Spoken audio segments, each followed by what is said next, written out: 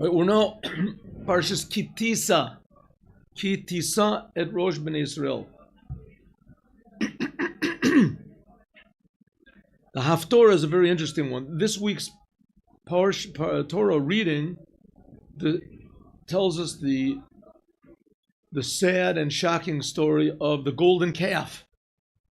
How the Jews worshipped the golden calf in the desert. Why would they do such a bizarre thing like that? Worship a golden calf, especially just 40 days after they heard God himself tell them not to do it. But nevertheless, they did. And it was a terrible thing, a terrible sin. Good. Now we finish reading the Torah portion. After the Torah portion, there's what's called a Haftorah. Haftorah. Usually it's something from the prophets, from the writings. and it's always something to do similar to the topic that we talked about in the Torah portion. The Torah portion we talked about idolatry. Well, this week's Haftorah also talks about idolatry. Shocking story. Idolatry. Avodah Zorah. Worship idols. The story of Elijah the prophet, Eliyahu Hanavi, when all the Jewish people were worshiping an idol called the Baal. It was in the middle of the first temple. The Jews already knew how bad idolatry was. They knew what happened because of the golden calf. But nevertheless, the people went astray and they worshipped a god which was called the Baal. It was called the Baal. So Elijah the prophet comes to them and he says, stop it. And everybody says, who is this guy? What's it? We're enjoying ourselves. We're having a good time. We have unity. We have brotherhood. We have equality. We have all the wonderful things that life has to offer because we're worshiping idols. Why are you trying to stop us? So Elijah the prophet said, listen, it's a sin. You know, it's a sin. God is creating you, and God doesn't want you to do it.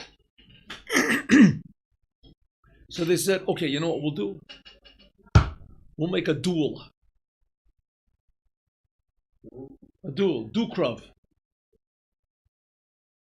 You against all of our priests.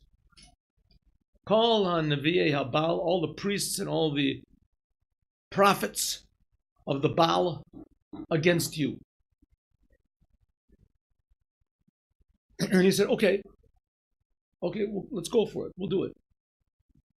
You make a big altar, mizbeach, from stones, and I'll make a big altar of stones.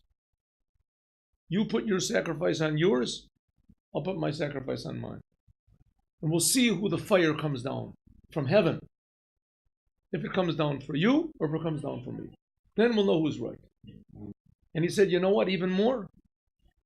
You pour water on my sacrifice. Water. Put water all around it so that the fire won't have what to grab onto. And let's see what happens. So they said, they were sure they were going to win. Look how successful they were. Everybody in Israel believed in them. What successful? Eliyahu was a loser. Nobody followed him. And they had all these big geniuses and these spiritual people and these amazingly potential people with tremendous spiritual powers that could do all these things. And they were all on the side of the Baal. The Baal was a sun god. They worshipped the sun. They worshipped the sun, which is a pretty logical thing to do. I mean, the sun provides everything for us. Without the sun, we're finished. Without the sun, right? There's no light. There's no warmth. There's no nourishment for the plants. The whole planet would die. Everything depends on the sun. So it's pretty logical that a person should worship the sun, and especially if it pays off. They worshiped the sun, and it paid off.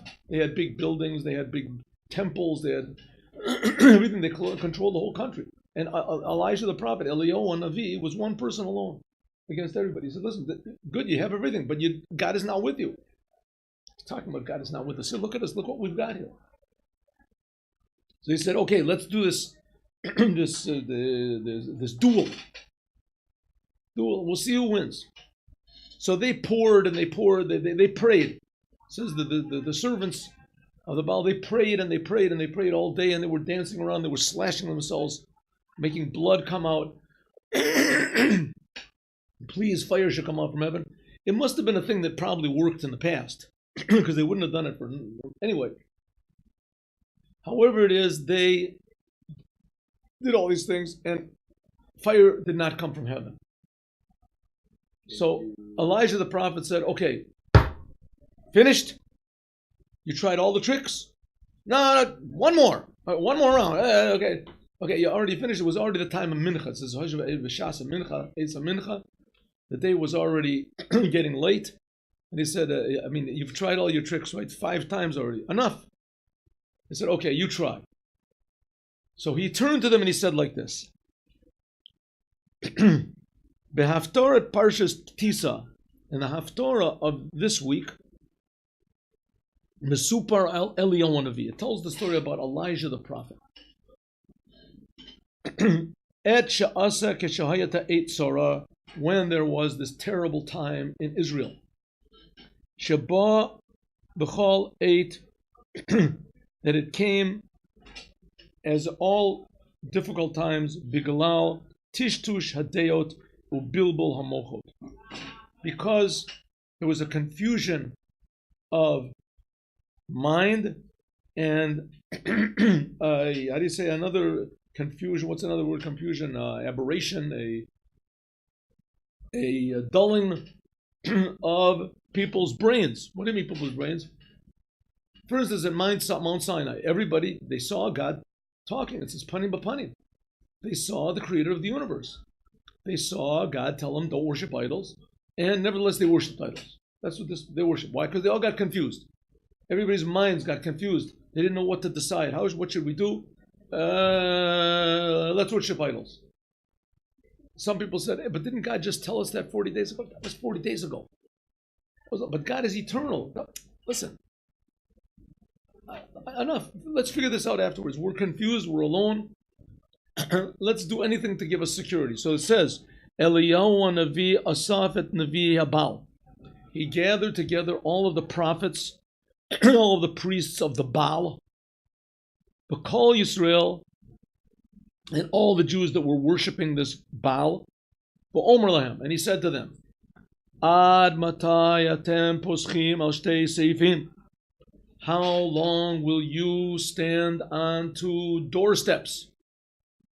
And he said to them, what does it mean, 2 doorsteps? He said, if the Baal is right, then worship the Baal. If God is right, then worship God. But don't worship them both. Don't stand on 2 doorsteps. What is it? If God is right, serve God. You admit God is right. Yeah, God's right, sure. Then serve only God. Don't serve the Baal. But the Baal is also right. It gives us comfort. It gives us a good feeling. Here we're all together. We have principles to live by. It's a guiding force in our life. And the sun, we don't want to let the sun down. We can't stop worshiping the sun. Maybe the sun will stop shining. Who knows what's going to be? So we'll worship both. We'll worship also the Baal, and we'll worship also the sun. Okay? Worship them both. Says Eliyahu Hanavi, Elijah the prophet, don't do it. Don't do it. Either this or that. Either God is right, worship God, or the Baal is right, worship the Baal. Right? Pretty okay. Good speaker. Says the Rebbe, that's terrible. What do you mean it's okay? L'shem ma tava mehem ad matay atem poschim al shtei seifim. Why did he say to them, don't stand on 2 doorsteps. Don't worship God and the Baal together. Why did he say a thing like that?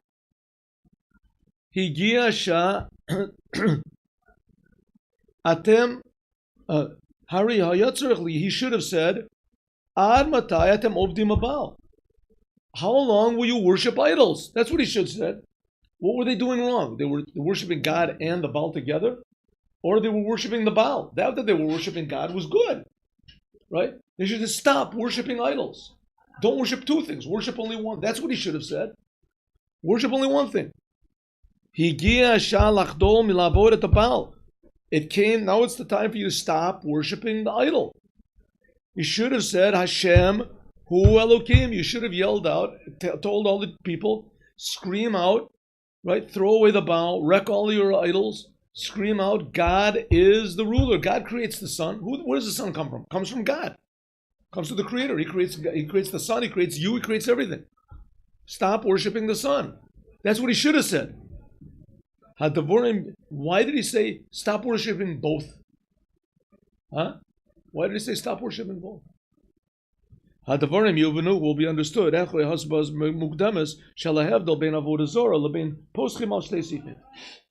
Rabbi said, I'm going to explain to you what's the difference between idolatry, avodah zarah, and worshiping God and an idol together. Sometimes it's called shutufut, partnership, worshiping God together with something else. Lamitu de shaldavar, really, bilti move on. It's not understandable.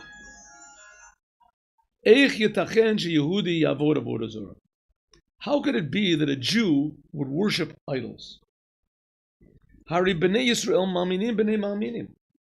Jew, they are believers, the sons of believers. And Jew cannot deny God. That's the essence of a Jew. Can't deny God. For instance, in Morocco, in Taman, Yemen, there was no such thing there was a religious Jew. There was a Jew. Every Jew believed in God. Every Jew kept the Torah. Every Jew kept Shabbos. It was a Jew.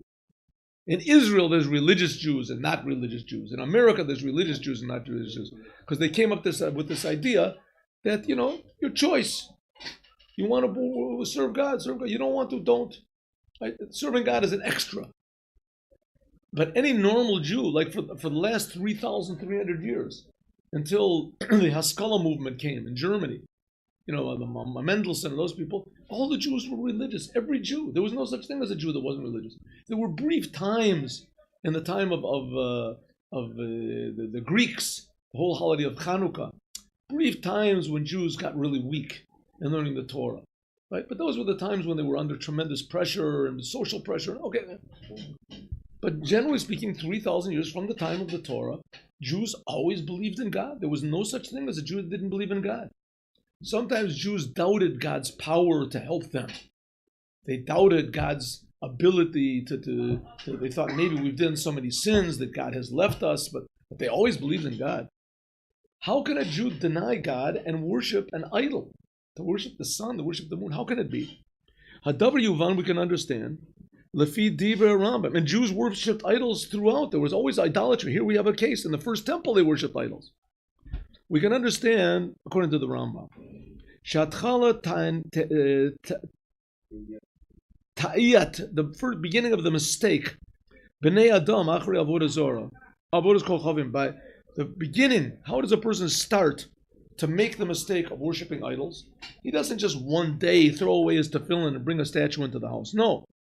The beginning is Hayata Mishum Shashpam Yilamayla Overet Derech HaKochavim Mazal. The Rambam explains right in the beginning that really the fact of the matter is that God does things in a natural way. God does things in a natural way. Right? How do people live? They eat food. That's what we're learning about in the Maimer in the morning. People eat food. Why eat food? Why don't we just keep alive by praying? You pray in the morning, put on tefillin, and all of a sudden, now I feel good. Now I'm satisfied. I can continue the day, right? If you don't daven in the morning, you don't pray in the morning, you feel all weak, like if you haven't eaten for half of the day. You haven't eaten anything, right? 12 hours, you don't eat anything. Oh, you feel terrible. You want to eat. You're thinking about it. I want something. Put something in my mouth. I want to eat. Why does it have to be that way? Why don't we just live directly from God? Well, that would be good, because God does not do things. I don't know why He does it this way, but that's what He does. He does not do things supernatural ways. Once in a while, there are miracles.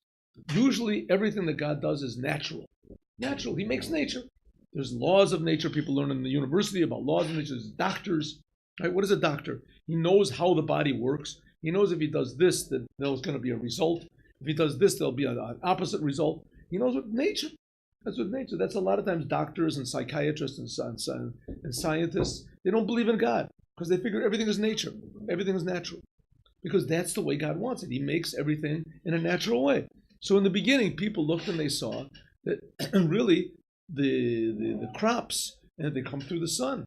There were people that were astrologers, and they became astronomers, and they became astrologers. They noticed that when a certain star was in a certain place, when a certain planet was in a certain house, certain this, they noticed there were certain flows that came into the world. They noticed these things that happened. So they started putting it together, and they said, listen, when this star is in this place, and when this planet is in this place, it's a sign of this. And it worked. It worked. It doesn't work all the time, but it works. So they started to realize, hey, this is the way that God works through the world. He works through the stars. There's patterns, just like a person has to eat in order to be healthy. Also, the world gets its nourishment, its life, by means of certain patterns in the sky. Right? The patterns in the sky. So they said, let us worship the stars. It's like you want this to have your water pipes fixed. You don't go to Trump, get your water pipes fixed. You go to the mayor. He says you don't even go to the mayor. The mayor says, here we have the head of the department, of water department, and he'll take care of it. The head of the water department says, you're coming to me here, I'll give you a bit. Go to the superintendent of the workers, he'll take care of you. Right? Superintendent of the workers says, good, I'm not going to do it myself. I have one of my workers who'll go and do it. So the next time he says, what am I going through all this for? I'll go to the superintendent. I won't go to the president. I won't go to the mayor. I'll go to the superintendent. That's what people did. People said, if the flow of life comes into the world through the sun, through the stars, so why should I go directly to God? I'll go to the stars. And then eventually they said, why should I go to a star? I'll build a statue of the star. A statue directed to the star, right? There's a statue of Mercury, Venus, or what is it? I'll make a statue of Venus. I don't even know if it's permissible to say these words because these are Greek gods. It says that any gods that aren't mentioned in the Torah, you're not supposed to say the words. Okay. So I'll make a god of this planet, of this thing. I'll put it there, and I'll worship the planet. I'll worship the. Then afterwards, he's not even worshiping the planet anymore. He's just worshiping this idol. Okay. Really, the first mistake is that he mistook the planet for God. You're supposed to go directly to God for all of it. That's what you're supposed to do.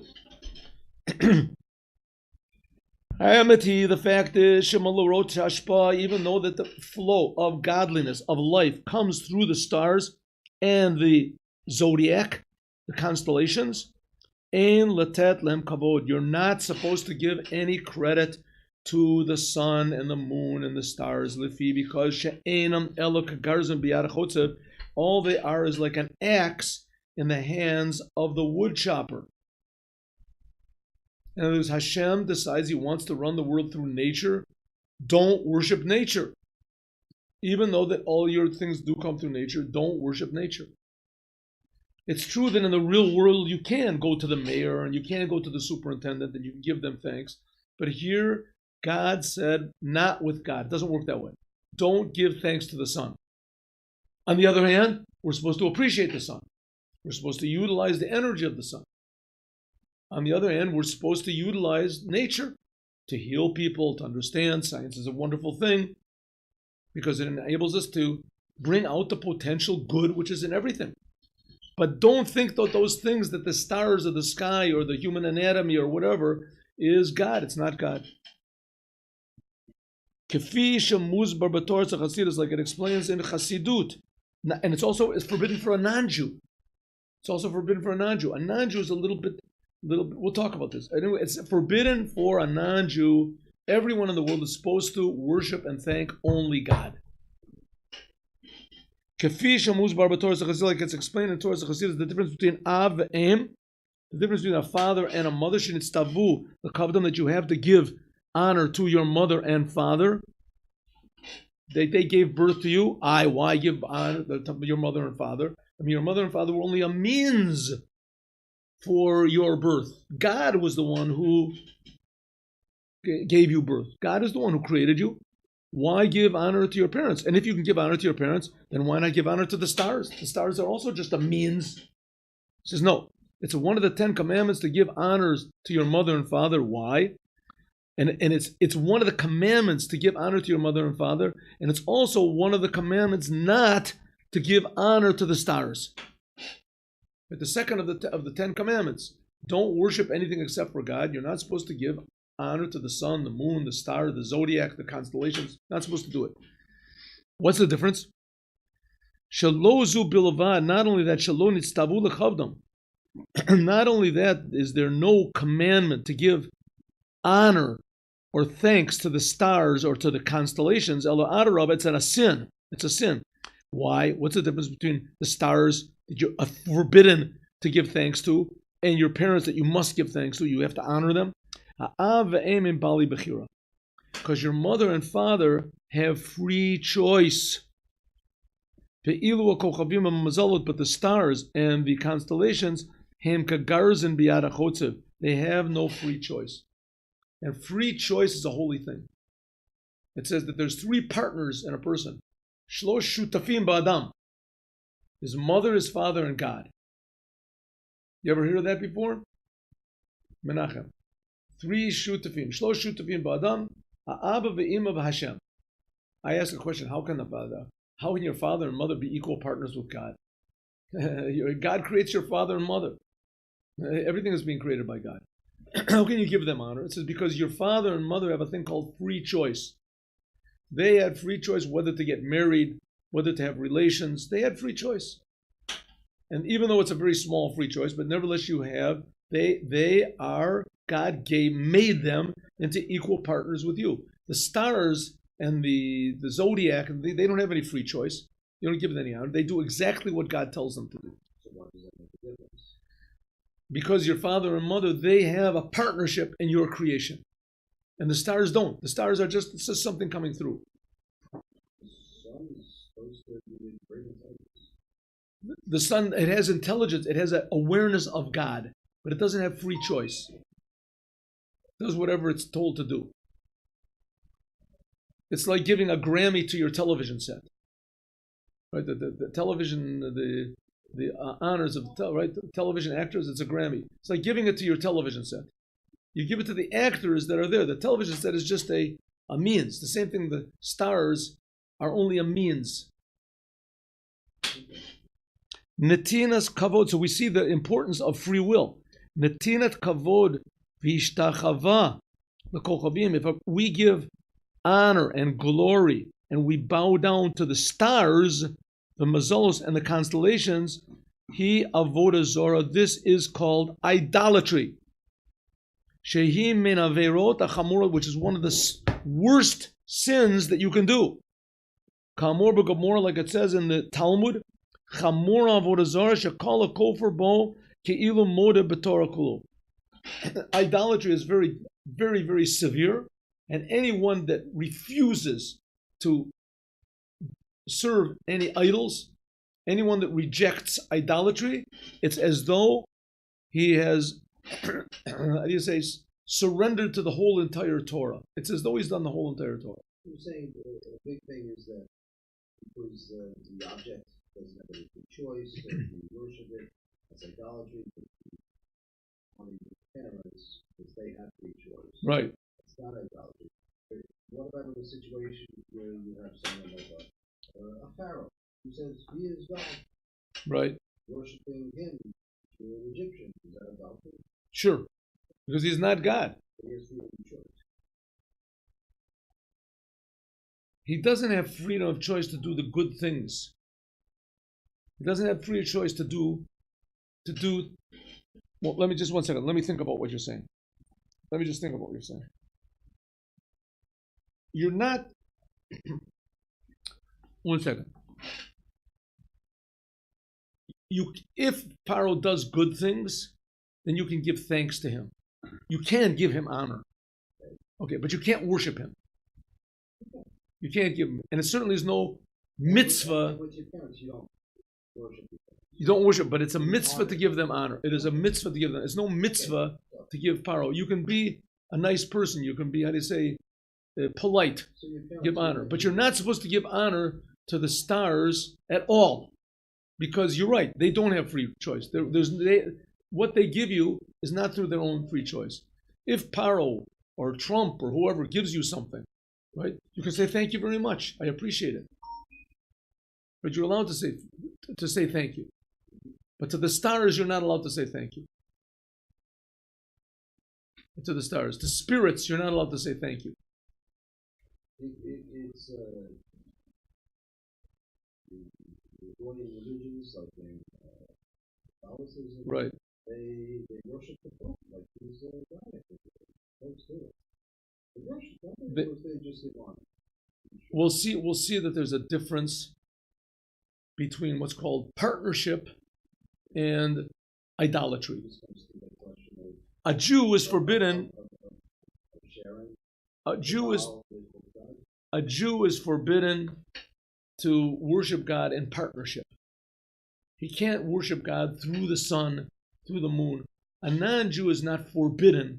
What does it mean? He's not punished if he worships God through the sun or through the Pope or through someone else. But if he says that it's not forbidden, but on the other hand, he shouldn't do it, he doesn't get punished for doing it. But everyone in the world is supposed to worship only the Creator. If the only way he's going to worship the Creator is through the Pope, through this, then it could be okay. You'll have to look and see. I'm not making any decisions here, but it could be all right. But to say that the Pope or to say that JC or whatever, he is God, that's idolatry. That's pure idolatry. Is that? To say that the blessings come from JC or they come from the Pope, that's what we call idolatry. Because they don't come through these people, they come from God. But to say that the only way I can recognize God's greatness and that God is giving me this, I give thanks to Him, for a non-Jew, it's not punishable. It's not punishable. But for sure, it's not good. It's not good. And a lot of these Eastern religions that they have, they worship nature simply. They don't worship really God at all. The whole idea of what we have as God. They worship just some amorphous force of life and of nature or whatever it is, cosmic consciousness or something that doesn't care, doesn't have any commandments, doesn't have any reaction to what we do whatsoever. It's a staple of Judaism. It's a staple of Zionism.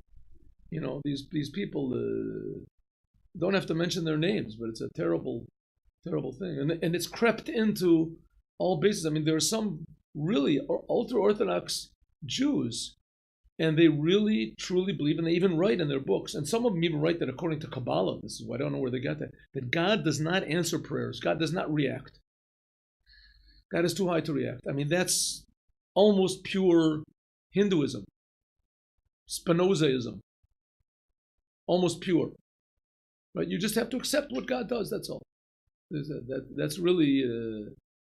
shocking to hear a thing like that. Shocking to hear religious Jews actually talk. To me, it's shocking. I mean, maybe to other people it's not. At least they do Torah, they do mitzvahs, they're wonderful people, privately. But their whole idea of what God is very immature. They pray, but they pray in order to fix themselves up to accept what God gives on His own. But we cannot influence God. Okay, let's not go into too much of things which pain the heart. Okay, so let's go back to our question. Our question is, Elijah the prophet tells all the people, don't worship two things. Don't worship God and the Baal. If the Baal is right, worship him. If God is right, worship God. How could those words come out of Elijah the prophet's mouth? Elijah the prophet should have said to the people, stop worshiping Baal, worshiping only God. What is he saying? Don't worship two things. You can worship the Baal or God. How could he say it? So the Rebbe said, let's understand first of all, what is so bad about worshiping the sun? Well, at least he's worshiping something. He's got something above him. He's worshiping. Let everybody do what they want. Let people do their own private lives. Let them worship. No. The Torah says no one is supposed to worship the sun, not even the non-Jews are not supposed to worship the sun. Here he's talking about Jews. So it comes out, Efo, Sibat Avodah Zorah, what was the cause of idol worship? Behetem lamusagim mulasafim, which were the things which they confused, shesoraru bekirbam, which were inside of them. Personal issues, personal confusion. L'shem kabbalat hashpa'ot gashmiot, in order that they should receive blessing and security and benefit physically, Koma, like it says, mipniyut atzmiot, because of their own personal agenda. So people looked and they saw, look at my next door neighbor, Zalman, look at that big house. Zalman says, how are you doing? I see you're looking at my house. Yeah, would you like a house like this? He says, yeah, worship the sun. What? I worship the sun. Come into my house, I'll show you. I got this big picture of the sun. Oh, man, that's forbidden. Says, listen, I don't know if it's so forbidden. Look what I got. I mean, if God doesn't want me to have a big house like this, then he wouldn't give it to me, right? So obviously God wants me to worship the sun. Try it out for 1 week and see. No. That's idolatry. I can't do it. Okay, don't worship that. Just come with me to the temple and just look and see what we do. You'll see that there's very influential people. The governor is there. The mayor is there. There's doctors. We have lawyers. We have... Really? Are you kidding? Come and see. You don't even have to come in. Just look and see. Look and see who comes in. Right? These guys are real. Yeah, these guys are really, successful. So all of a sudden he starts worshiping and everybody does it. And it works. And if it didn't work, nobody would do it. This is the reason why Jews, who every Jew is a believer, the son of a believer, alulim, can potentially likashel, stumble, Rahman Islam, God forbid, b'chet avodah zorah, in worshiping idols. Shekain ein zu avodah be'emet. This is not really serving an idol. Ki imrak l'shem pniyot atzmiot. It's just because of egotistical reasons. So why did they worship the golden calf? For instance, Moshe was gone. They thought Moshe was dead. They thought that they didn't have a leader. They thought that God had left them. Whatever, there were many, many motives behind it. They became confused. So some of them bowed down to the golden calf because they thought this was a replacement for Moshe. Some of them bowed down to the golden calf because they said this is a replacement for God. They thought that this was our God. He's going to lead us. He'll help us. He'll save us. A Yehudi ha'oved at the Kodesh Baruch Hu, a Jew who serves God, it's not in order that he should get what he needs. Why should a Jew pray to God? Why should he pray to God? Because a Jew is totally devoted to God. Why is it in the Shemona Esrei we ask God to give us healing, that we ask God to give us money, right? We have to bless the years. Why? Because a Jew can't stand to see anyone else suffer. And also he says, listen, God, as long as I'm sick, I can't serve you properly. As long as I don't have money, I can't take in guests. I can't give you. Right, that's right. Yes.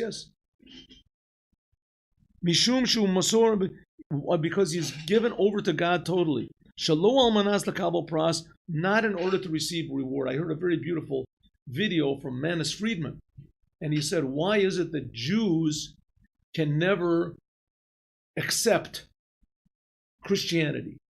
Why? Because the whole essence of what Christianity is you don't have to do the commandments anymore. You can go to heaven without doing the commandments. All you have to do is believe in this person, and you go to heaven without doing it. So he said, in fact, you can't go to heaven unless you believe in the person. Doesn't matter how forget about that. That's not we're talking about that.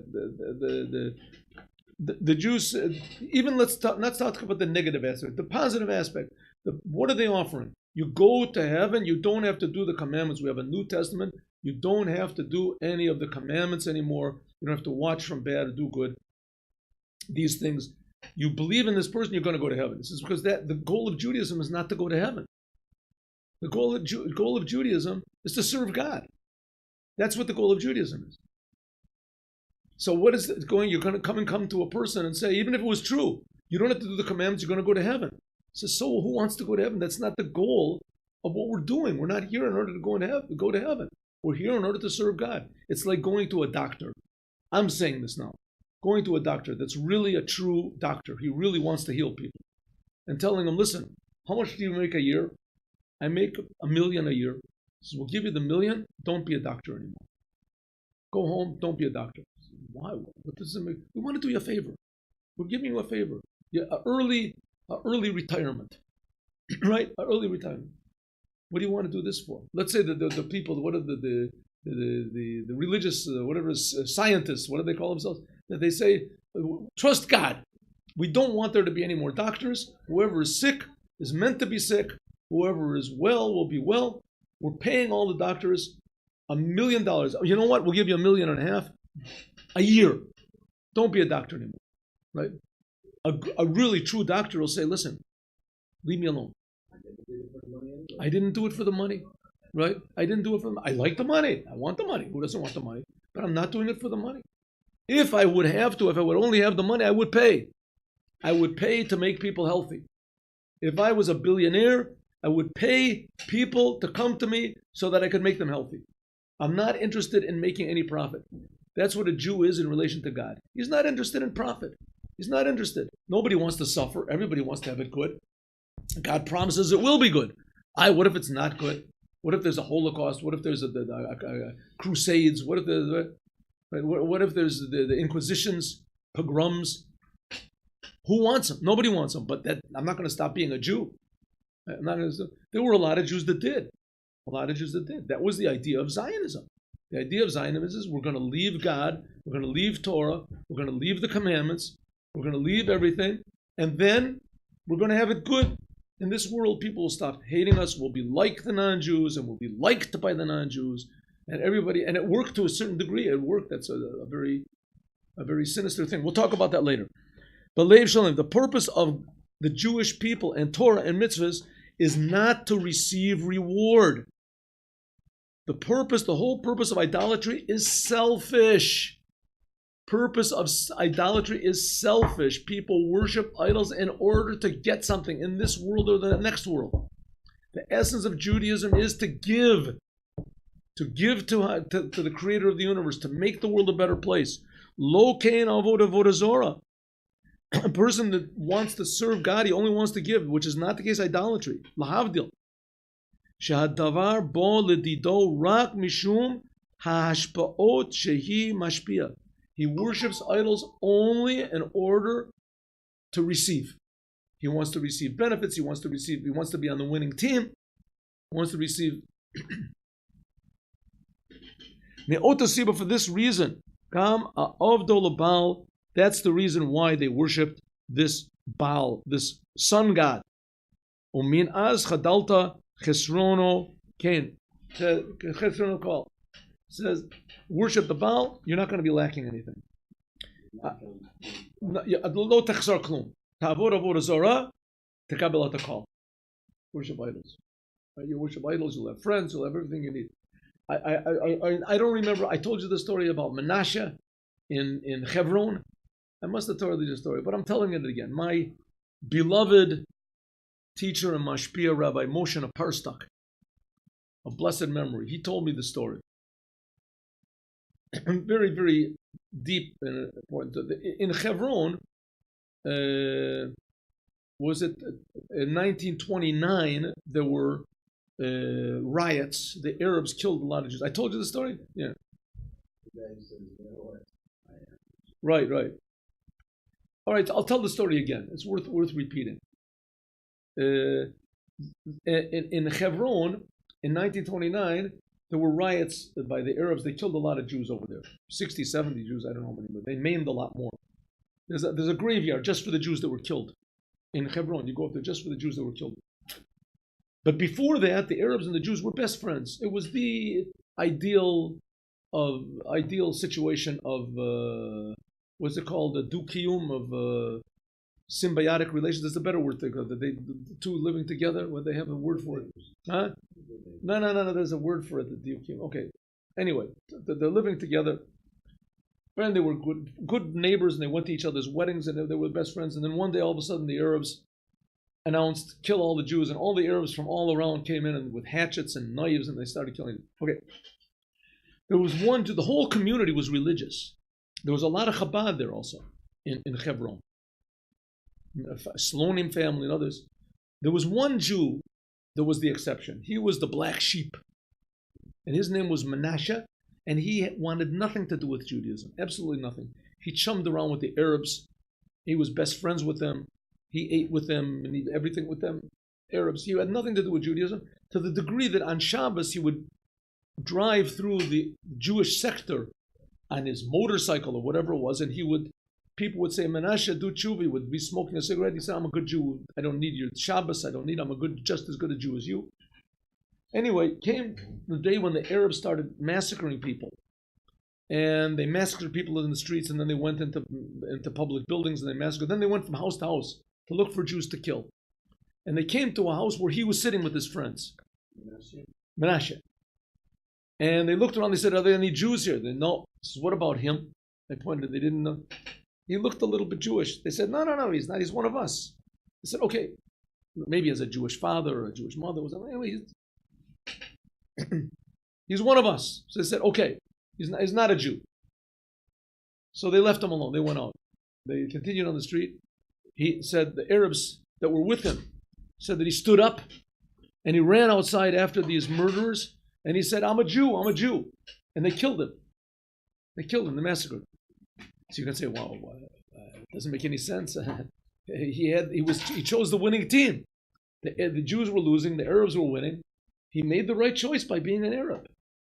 He should have said to himself, see, all this time I maybe had a little doubts, now I have no doubts. To be Arab is the best thing. You don't kill. All of a sudden, he was willing to give up everything. He had pleasure, he had friends, he had the popularity, he had everything that he had given up Judaism for. We see, yes, he gave up Judaism, but he didn't give up God. And the essence of God is not what you receive, but what you give. He was willing to give his life. He didn't want to give his life, but he couldn't separate himself from Judaism. He obviously didn't want to give his life. He was a fun-loving person. He liked fun, right? He was friends with the Arabs. He liked the Arabs. He was receiving, but suddenly woke up and he thought, I don't want to receive anymore. That's not going to be the cause of my life, is because I want to receive. I'm not going to live on the basis of what I receive. I am a Jew. That's all he knows. What is a Jew? He's willing to give everything, right? He didn't say, I'm a Jew, kill me. He didn't think. And the other Arab says, Majnun, he was crazy. What did he do it for? Right? So that's the essence of what Judaism is. That's called self-sacrifice. That's Abraham. Okay, now let's get back to our subject, our topic. Why did Elijah the prophet say, don't worship two? Don't worship two. Either worship the Baal or worship God, which we will continue, God willing, tomorrow. Thank you very much.